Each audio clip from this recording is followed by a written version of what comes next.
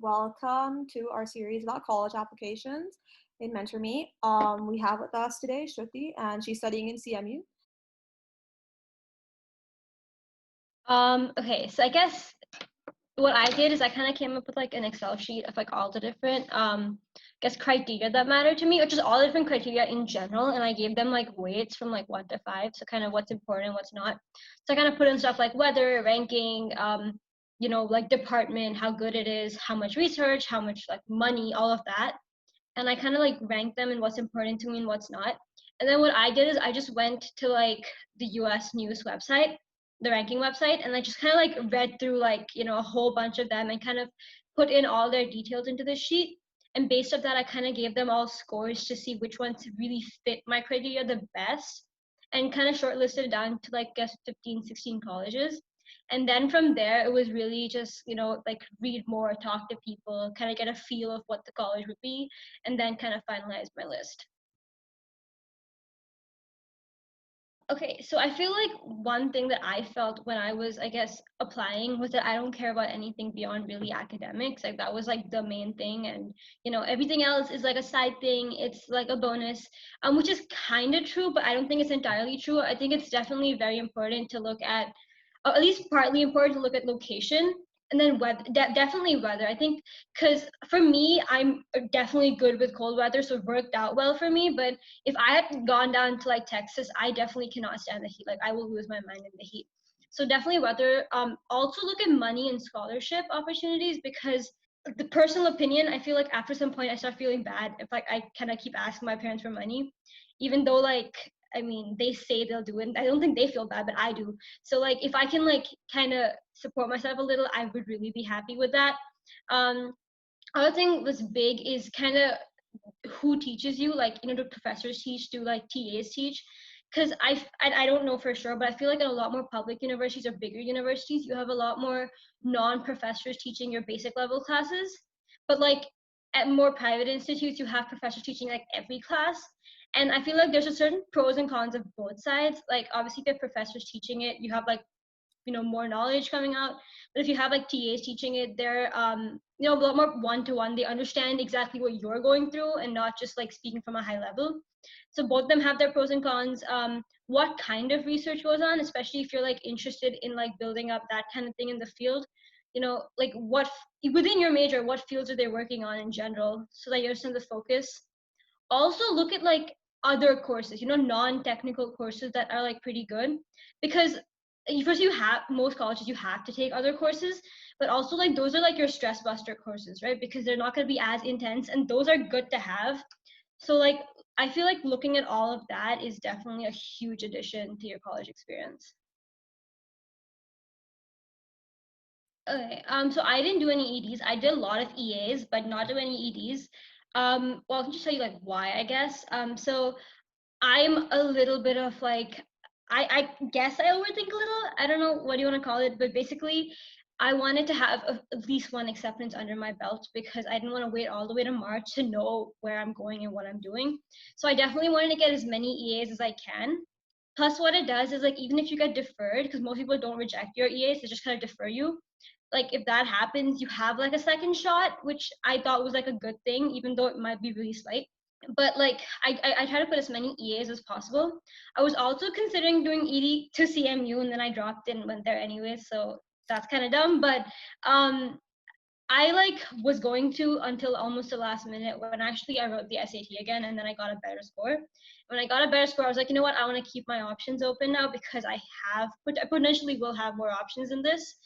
But I definitely wanted to do ED because initially I was not sure I'll get in, but if I did get in, like I definitely wanted to take it.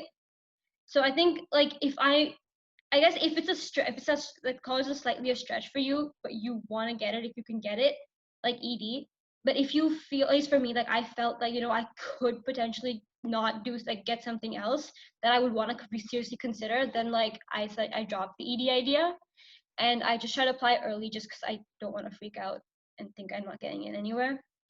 But yeah, other than that, I think the other good thing that happened was because I got a couple of my EAs, which were like safety colleges initially. I did not apply to any more safeties in my regulars. So I kind of got to like give the higher colleges more chances, I guess. because like it kind of is a lottery. So the more you try, like one of them is gonna stick. So I guess that was kind of my experience with it. But I know a lot of people did EDs and they were really happy. And a lot of people did EDs and still didn't get through. So I guess their chances, people say it's a little better, but I don't know how much better it really is.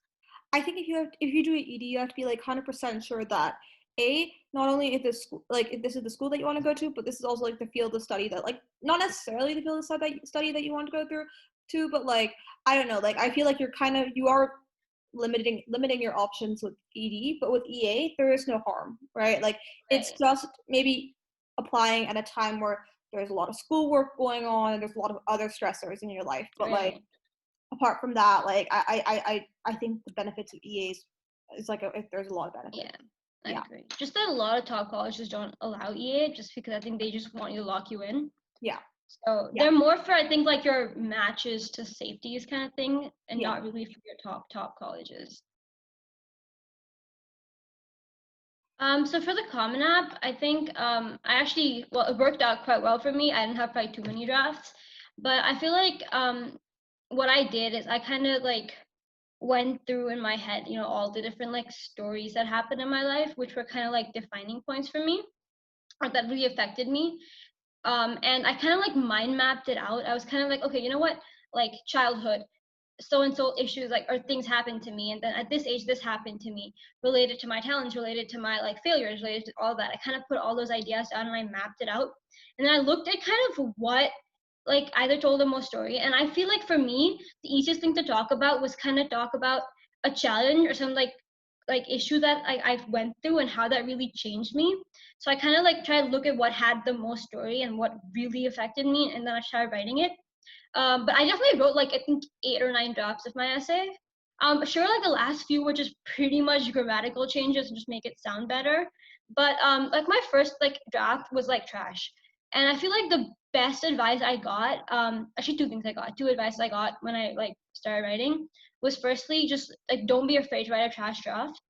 Just make sure all the information's on the paper because once it's on, it's much easier to manipulate it and make it sound good. But like the harder part is to get the content out there. So like definitely like don't if you stress about writing a good one, you're gonna start getting like writer's block. So just like write something. The second thing I got was that like if I wrote my essay and like I lost a sheet and didn't have my name on it, if someone read, they should be able to trace it back to me. Like that's how me it should be. Mm. And I think that like definitely really helped or like really gained perspective on how it should be. So that was my Common App. But yeah, basically I thought of a topic and then mapped it to a question instead of kind of the other way around. But for college essays, so I think I applied to 14 colleges. Okay, well, UC's counted as 113 colleges, right? Pretty much overall, I probably wrote like 30 essays, give or take. Mm-hmm. But I probably wrote like 10 unique essays, 10 or 11 unique essays. Um, so like for example, why colleges was almost every college had it. And the way I structured it really was because I decided most of my colleges based off their like major strength, like how Yeah. good they are in my major. I started off talking about like why I want to do this major, really, kind of like a whole paragraph about that. And then I kind of said, okay, now this college has XYZ, which, really supports my major, really like uplifts going to this college for this major. I talked about that. And then the other thing I talked about was because I'm really into music and dance. I talked about how this college has that kind of opportunity, Mm-hmm. and most of it was actually through clubs. So, because a lot of the things I applied to had a lot of clubs in like dance or music, and I was like, you know what, this is something that's huge to me, a huge part of who I am, and if they have so much emphasis on it, then I would like, want to join that. That would be important. So I guess that's kind of how I mapped it out. But I remember even going through that process, what I did was I kind of created like a chart with all my, I guess, my qualities or what was important to me in general. And then I kind of like went through the college website and I looked at everything that kind of fit that criteria. Like if for me, research is important, I looked at what they have for research. If like music was important, I looked at what they have for music, and like kind of like wrote that down. And then I kind of picked up the strongest points for each college, which anyways ended up being pretty similar in general, but like 3 points, and kind of like wrote out like 3 paragraphs talking about like each of those points. Essays always sometimes appear to be, especially college essays, this very mythical and abstract thing Yeah. until you realize that very easy to be realistic about it, and that there is like Yeah. a structure that most people follow. I feel like initially it's like a lot harder to deal with rejection, just like the first few. But I mean, okay, most of the time because you're applying to a lot of stretches, you're gonna probably get like 50, 60% at max of your acceptances, like at max.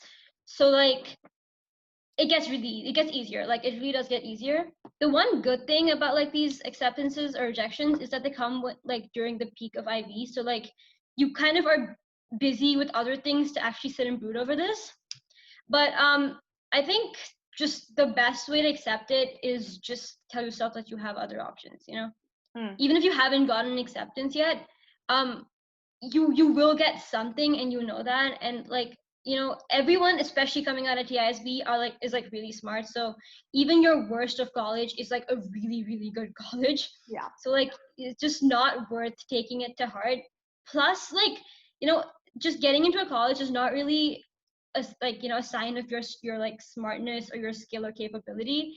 It's also like hugely lottery system. It's hugely based on like, you know, how their funding is that year. Like for example, for me, for like I got rejected or well waitlisted by Georgia Tech, and like a lot of really smart people who got in, like I have a friend who got into MIT but got rejected by Georgia Tech. And the reason that really happened was because Georgia Tech's in-state like funding increased a lot more that year. And so they had to like admit more people within the state to justify that. And Yeah. so other smart people outside just couldn't get in because of like, you know, restrictions. So there are a lot of other things that like factor into your acceptance and rejection. So like it's not worth taking to heart because it's not a reflection of you. And I think to add on to that, that is kind of also how it is in colleges a lot of the time. Is like I think like colleges adopt that system towards their admissions process, but also to like a certain like a lot of majors in colleges that are capped. Most of the majors like they have a baseline, like you have to have like good grades and like you can't fail like a certain number of classes. But apart from that, it's a lottery system, even within Yeah. colleges themselves. So it's the exact same thing for the application process. Yeah, Yeah. exactly. Completely non major related. I guess I wish I'd applied to like U Chicago, Mhm. just because I think they have a lot of they're like really strong in pretty much every other field, and like my engineering, they just don't even have my engineering as a major. But I feel like it's a very well-rounded college, and like if I had gone there, gotten an opportunity, I would have definitely taken it. Mhm. Just that I wouldn't do my major. Yeah. But yeah, also I wish I probably applied to UCLA, Mhm. just because like my mom didn't let me apply to it. That's a whole story. But yeah, Yeah, that's also I like feel no, that's just another really like well-rounded college. I think so at least. yeah. Yeah. Yeah. Okay, so what I actually talked about was, so as a kid, like a real child, and kind of still now, but started off as like a child, I was allergic to like every food. When I say every food, I mean like rice, wheat included. So like I could eat like four things, Mhm. and that was probably like I think banana, bottle guard, chicken, I think. And I was vegetarian, so chicken didn't really count, but then I kind of ended up eating chicken. But basically I couldn't eat anything, and for like 5, 6 years of my life. And so like the main story I kind of talked about was how, you know, if I went to like birthday parties with friends, especially at that age, it's all a thing to like order pizza, right? Pizza is your like party food. And I couldn't eat any of that because I was allergic to like everything on that pizza. And I had to eat like, oh yeah, so you know what ragi is, like the Yeah. millet, right? So I had to eat ragi. That's one thing I used to eat, which I liked, but like it looks disgusting. So like if you go and everyone's eating pizza and you're eating like this brown disgusting Yeah. thing, like you don't want to do that, right? So it was kind of like talking about how I went through that like embarrassment to like learning to accept it, and like that also like helped me, you know, learn like self-control, kind of focus, kind of like add to how I do not get distracted. I mean that was kind of like the story I went down, and how like that really improved my determination, my focus. And so I guess like to me the story in itself is not really like an achievement or something. It's more like just like a birth issue, I guess. But I guess the way I put it out was kind of how it like changed me as a person, how it like developed me as a person. And it was I think it was a very raw story. Like I did not sugarcoat it. I didn't make it sound like, story worthy. I kind of just talked about it exactly how it is. And I talked about like my flaws too. I talked about how like I used to hate it. I cried about it. I used to like throw a tantrum about it. So like because I think it was very raw, it was very just true to me. I think it stood out a lot more than like trying to make something up. Okay, so one thing I was really, I guess I'm in general a very type A personality in that sense, where I need to be on top of my things, so I will lose my mind if I don't. So one thing I started to do, which I thought was very helpful in general for time management, was to put up like post-its on the wall with tasks. Yeah. Just like like even small tasks, like write like the first draft of an essay, write second draft of an essay, put all of those up in the thing. And as I finish, I kind of rip them out and throw it, which is like hugely satisfying, but also like it feels really good to do and it keeps you motivated to do it. The second thing is I would set internal deadlines for myself, like a whole week in advance of like the actual deadline. And basically I would leave gaps for like messing up, or like just having like falling sick, having a breakdown, whatever happens, right? So like I would move my entire schedule like a whole week in advance, just so that um and I would like really push myself to match that, so that like if things go wrong, I'm okay. Plus, one thing which I did, which I don't know how relevant it is to people today because everything's virtual, but I used to spend all my free lessons working in school so that I could relax at home, because I feel like I relaxed a lot better at home than at school, and I worked a lot better in school than at home. So like I would spend all my like free lessons pretty much working in school, and then I'd come home and then I'd like relax, probably actually try and sleep and not like stay up too late. Because I, at least like for me, I was like the person who like if I'm in the groove I can just keep going, but once I stop I just can't get back in it. So that I think that was definitely important. That's definitely like a good thing I did, which helped me like get through it.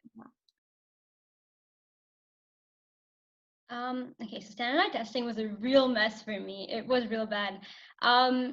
So I wrote my SAT in October 11th grade, and I did okay. I did actually pretty well. I was pretty happy with it, but like I guess it wasn't enough to like make the top colleges, like the top few, which is obviously what I was dreaming for.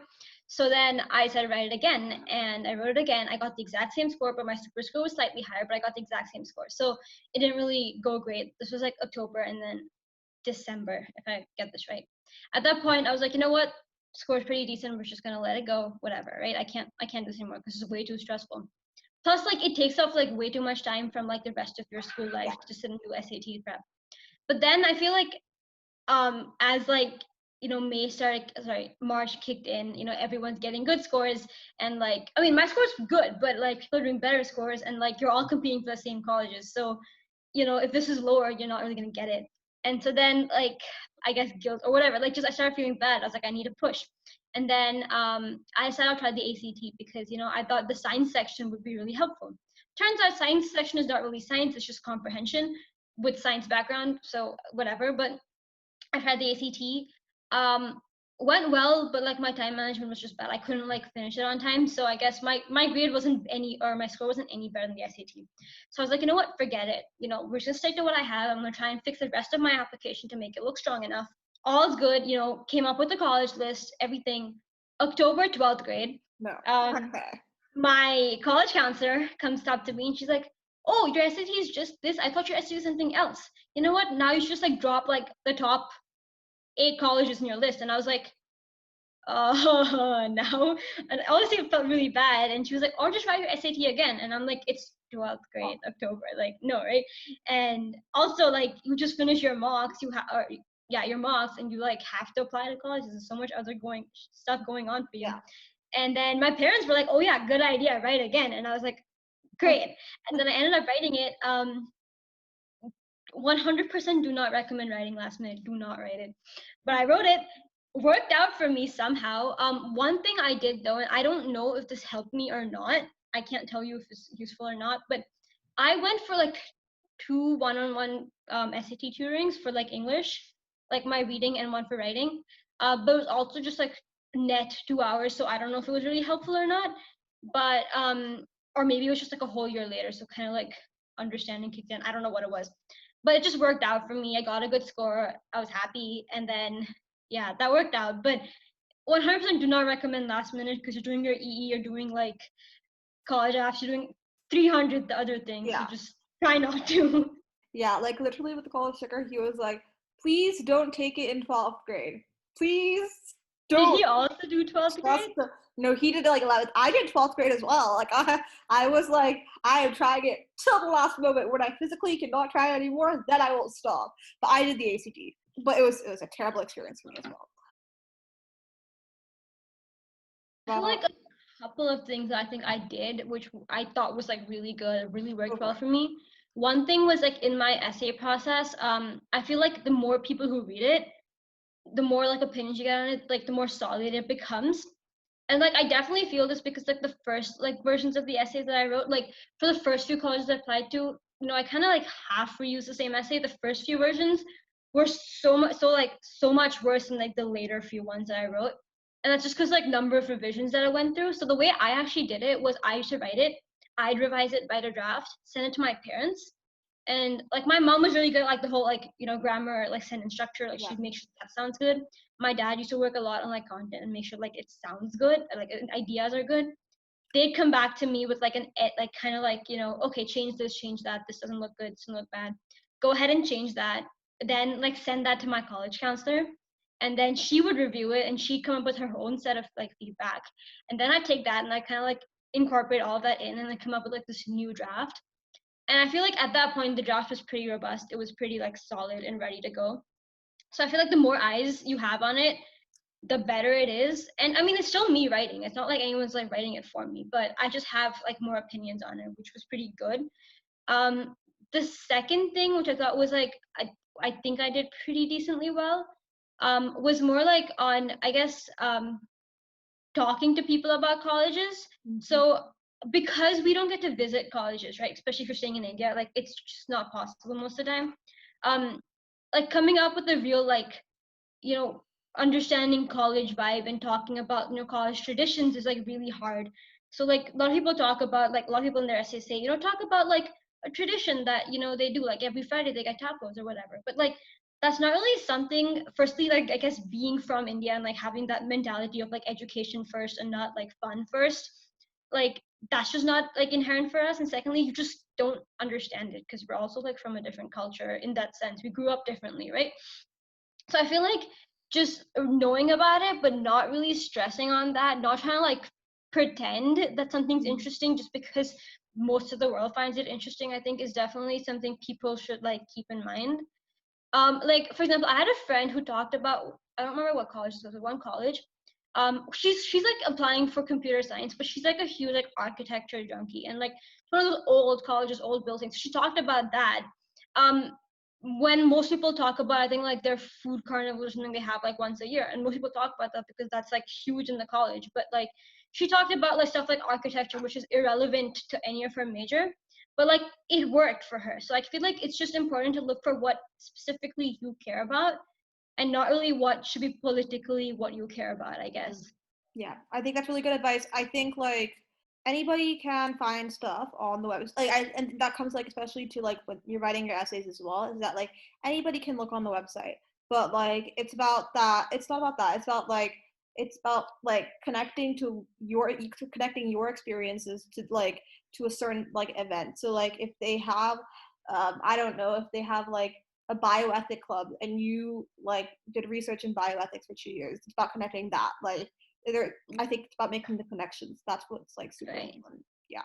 Yeah, especially because I feel like if I had to go back, and I feel like anyone who's been to college, if they had to go back and write an essay for why the college, like their essay would be completely different. And like I feel like 80% of the time it will not be about the professors, not be about the research, not be about like the technical stuff that's happening, but it's more like going to be about some other like quirk the college has that like you really connect with. So I feel like that people should kind of put that perspective in mind and write it because that would definitely really help. How would you rewrite your CMU essay? Okay. I don't. I guess I would definitely talk about, I think, dance because Mhm. I've been a part of this dance team. We compete. Now the captain of it, and I mean, it's pretty. It's like 8 hours of my week, just like dancing, and it's a huge culture because like you have like dance offs, you have like fun events with other teams on campus. You go to different competitions, and like CMU is really supportive of it. So definitely would have huge talk about that. The second thing I talk about is our orientation week. We have this thing called like Playfair, which is basically everyone from orientation, all the freshmen come into like the area, and we have like this massive tic-tac-toe like face off where like you're like paired with twos, and then every time you win you kind of get lifted on people's shoulders and moved around to like compete Oh, with other, and like that was like I think one of my favorite memories of like college so far. So like talking about like small experiences like that, about like the people I've met, the like 3 a.m hangouts in the middle of nowhere, like that's kind of what I would like to talk about. I mean, obviously you definitely can't talk about that if you've not experienced it, but like if you could, like I guess talking to someone who has, understanding their perspective on it would really help put that into your, you know, your yeah. essay. I think to like kind of summarize it is that like I guess is that like culture is a really important part of the college, which is very hard to get from a website, but much easier to get to from talking to a person. And it's like I think it's like I the best way that I describe it is like the personality of a college, and if personality of Right. a college matches you, not only does that mean that like this college should be on your list, but like that also means it's much easier for you to write about it because you can relate to it. So I think Right. that's really important. Yeah, and I feel like, I mean, I'm not gonna speak for everyone, but I feel like in general, for people coming from like a very Asian background, you know, all of this doesn't seem to matter, or people just don't take this seriously. People talk about, oh yeah, I just need to get my education from like a good name college and then like get a good job and get like the right money. I mean, that's kind of like the goal for everybody, but like after some point, like when you're looking at most, like I guess most of the top colleges, they're pretty much the same in education. You know, they're really just the same. So what really differentiates them is like the vibe or like the personality, like you said, right? And that's, I think, at some point that should become more important and not just like pure education. Yeah, definitely.